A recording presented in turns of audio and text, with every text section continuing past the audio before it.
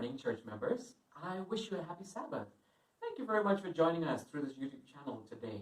We have all the services from the Sabbath school all the way to the divine service, projected through this channel. May God bless us as we worship Him. Well, I'm here to share with you the mission report, and the story comes to us all the way from Poland. Poland is one of the European countries to the northern parts of Europe. And Poland, in this country, there is a story told about a pastor by the name of Mariusz Majkowski. The story is written by Andrew McChesney. He's the main contributor of the mission report stories throughout the quarters, and he works for General Conference. The title of the story is One Bad Decision. The sense that we get from the story is this: Pastor Mariusz is a pastor who likes to work with prisoners. And in this particular story, it talks about Pastor Mariusz going to this prison unit. And as he goes to this prison unit, he conducts church services and Bible studies. And ultimately, there are about 7 people who are willing to take baptisms. But the question now in front of Pastor Mariusz is this: where would these people be baptized? Because they are in a prison cell. But there is something in Poland that if an inmate's character is good, and more so if they've completed about 2/3 of their sentence term, the law has a provision that the warden of the jail, based on good conduct and based on this 2/3 completion of the sentence term, the jail warden can allow the inmates either to go home or sometimes to just let them go out on parole. So now, when the question came before Pastor Mariusz where exactly he's going to baptize these 7 souls, something came about at that point in time, and there was this camp meeting that was supposed to be held in a place called Jerusalem in the Baltic Sea area. And as Pastor Mariusz got to know about this event, he said, I think I got the answer, and these 7 people will be taken all the way there to be baptized. So Pastor Mariusz gets on with all the formalities with respect to acquiring permission for the inmates actually to go on this journey. They would have to be out of the prison cell for about 4 days because it takes 1 whole day from that place all the way to the Baltic area, Jerusalem, and from there to come back 1 day and 2 days of camp meetings. So finally, he makes all the arrangements, permissions were granted, and finally the day came where Pastor Mariusz shared the news with the Adventist community back there, and he said, let's go and take these inmates who are going to be our believers, to the Baltic area, and we'll baptize them there. So the arrangements were made that they would embark on a train, travel for the whole day, go all the way to the Baltic Sea, and attend the camp meeting, and then they would return back right after the baptisms. So what happens? One of those inmates applied for leave, and he left a day earlier.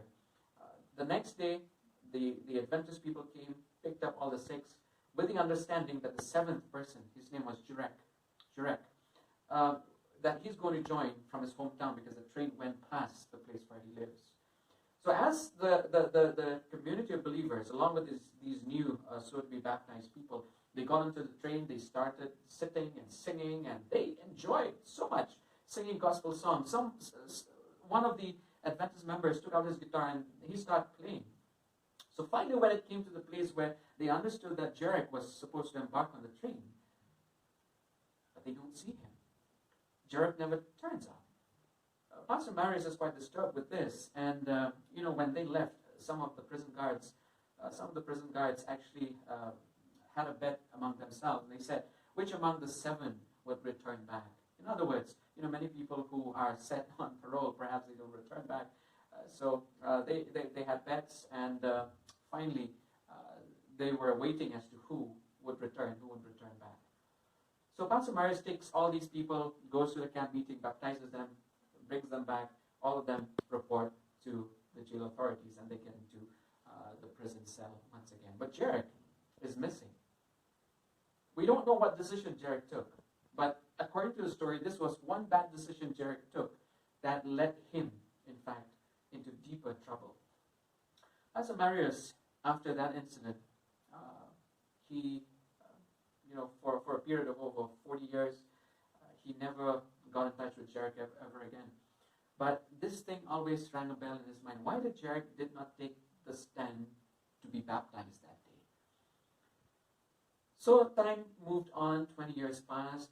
Pastor Marius had to move to the eastern side of the country, and he started pastoring there. And one fine day, one lady comes over and says, look, my relative or my sister knows of an inmate who just got released from prison but has nowhere to go. And she asked Pastor Marius, can we as a church do something for this gentleman?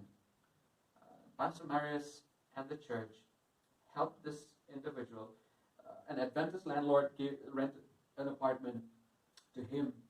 And the people knew that this person, his name was Tomek, that Tomek had a lot of knowledge about the Bible. And this thing came to the pastor. And finally the pastor touched bases with him. And it was not long that he started studying the Bible and having Bible studies at Tomek's apartment. But something happened throughout these Bible studies. Even though Tomek knew a lot about the Bible, even though Tomek knew so much about God, but he still had these dissenting attitudes whenever they had Bible studies. And one fine day, when they were having Bible studies, suddenly Tomek started, swearing and cursing God. And Pastor Marius was so helpless, he didn't even know how to respond back. But this thought was there in his mind, and one day he thought that if he had a chance, he would ask Tomek why exactly, he gets into these rage attacks or rage, he gets into a rage mood. So one finally he gets this chance, and he sits with Tomek, and Tomek says, look, for you being a pastor, it's very easy. You have a good life, and you can worship God. But for me, my family is broken. My mother and my father, they are drunkards. My big brother is a bully, and I never had a good life. And how could I worship? How could I believe in a God who's good when I see all these things happening in my life? Again, Pastor Marius goes into a difficult situation, and I'm sure he must have prayed to God, saying, God, please help me so that I will be able to answer this man's question. So finally, the study keeps going, but one fine day, something happened. Tomek once again gets into a rage, and Pastor Marius was very, very afraid this day, because by now he knew that Tomek once upon a time was in the prison because he had murdered someone. The story goes on to say that when Jarek left the prison, he ran away. He took his younger brother, who was just 17 then. As he took his younger brother, he went and stayed, and he put on with criminals. And as he stayed with criminals, they would drink and they would enjoy, and then they would loot and do a lot of unlawful activities.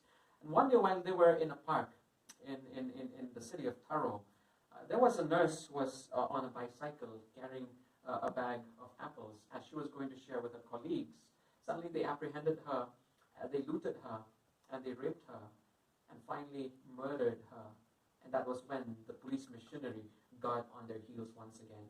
It was not long that the police caught both Jarek and his brother, and finally they had to be in jail for 20 years. Guess what?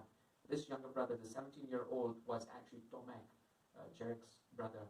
But at that point in time, when Pastor Marius was really worried how exactly he'll convince this man to take baptism, one day when Tomek was really enraged, he was really angry with something, and he was showing a resentful attitude with swearing and all of that. Pastor Marius was, very fragile and scared. But finally, something struck his mind. He said, "Tomek, I want to share with you a story." Till this point, he never knew that Tomek was Jarek's brother. He said, "Not very long, about 20 years ago, I went to this certain prison, and 7 people were supposed to take baptism. 6 people did. There was one person by the name of Jarek. He took one wrong decision, and that one wrong decision actually led him to ruining his life."